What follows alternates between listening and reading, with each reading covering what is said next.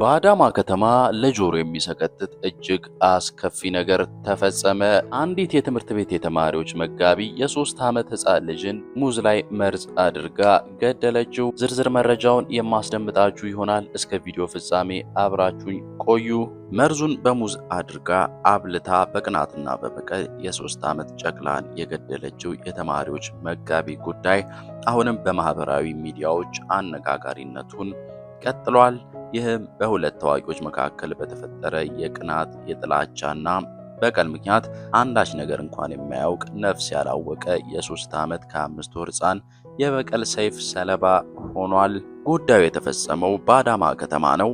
በአዳማ ከተማ የመላውን ሕዝብ አንጀት የበላው መላውን ኢትዮጵያ ያሳዘነው ይኸው ልብ ሰባሪ ታሪክ እውነት ለመሆኑ ለማመን የሚከብድና አሰቃቂ ወንጀል ነው። ድርጊቱ የተፈጸመው በአዳማ ከተማ በሚገኝ አንድ ትምህርት ቤት ውስጥ ነው። ሁለት ሴቶች በአንድ ትምህርት ቤት ውስጥ አብረው ይሰራሉ። አንደኛዋ ሕፃናትን የምታስተምር መምህር ወይም የሕፃኑን እናት ስትሆን፣ ሁለተኛዋ ደግሞ የተማሪዎች መጋቢ ሆና ትሰራ ነበር። ሁለቱ ሴቶች የቀድሞና የአሁኑ የአንድ ወንድ ሚስቶች ነበሩ። ባልየው የመጀመሪያ ሚስቱን ፈቶ ሁለተኛውን ቢያገባም በሁለተኛዋ ሚስት ልብ ውስጥ ግን ያልቀዘቀዘ የቅናት የጥላቻና የበቀል እሳት ይነድ ነበር። ይህ የውስጥ ጥላቻና ቅናት በመጨረሻው እጅግ አሰቃቂ ሆነ።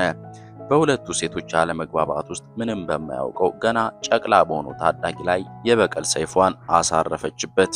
በዕለቱ ሕፃኑ በትምህርት ቤት ቅጥር ግቢ ውስጥ ከሌሎች ሕፃናት ጋር በደስታ ሲጫወትና ሲዘል ውሏል። ነገር ግን ይህች የተማሪዎች መጋቢ የሆነችው ሴት በልቧ የቋጠረችውን ክፉ ሐሳብ ለመፈጸም አጋጣሚውን ጠበቀች። ሕፃኑን በጓሮ በኩል ጠርታ በውስጡ መርዝ ያደረገችበትን ሙዝ ሰጠችው። ምንም የሚያውቀው ሕፃንም የቀረበለትን ሙዝ በላ።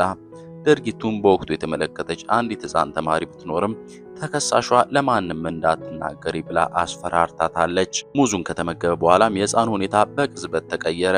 ሕፃኑ በጽኑ ሕመም እያለቀሰ ሰውነቱን እየተንቀጠቀጠና ጥቁር ነገር እያስታወከ ወደ እናቱ መጣ። እናትም ደንግጣ ልጇን አቅፋ ወደ ሕክምና ብትወስደውም የመርዙ ኃይል ከባድ በመሆኑ የሕፃኑን ሕይወት ማዳን አልተቻለም።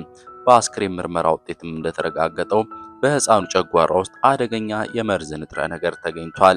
የአዳማ ከተማ ፖሊስ ባደረገው በጥልቅ ምርመራና የሰው እንዲሁም የሕክምና ማስረጃዎችን በማቀናጀት ተከሳሿን በቁጥጥር ስር አውሏታል። ጉዳዩን የተመለከተው ከፍተኛ ፍርድ ቤትም የቀረቡትን ማስረጃዎች መርምሮ በተማሪዎች መጋቢዋ ላይ የ19 ዓመት ጽኑ እስራት ውሳኔ አስተላልፏል። ቢሆንም ግን የ19 ዓመት እስራት የጠፋውን የሕፃኑን ሕይወት ሊመልስ ወይም የዚያችን እናት የተሰበረ ልብ ሊጠግን አይችልም።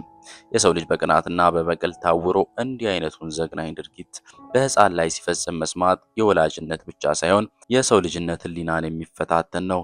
እግዚአብሔር ለእናቱና ለቤተሰቦቹ መጽናናት ይስጥ፣ የሕፃኑን ነፍስ በገነት ያኖርልን እያለ አዲስ ነገር እንግዲህ ለሰዓቱ ይዤላችሁ የቀረብኩት ይህንን እጅግ አሳዛኝና አስከፊ ነገር በአዳማ ከተማ የተፈጸመውን ወንጀል ለእናንተ ላደርሳችሁ ነበረ።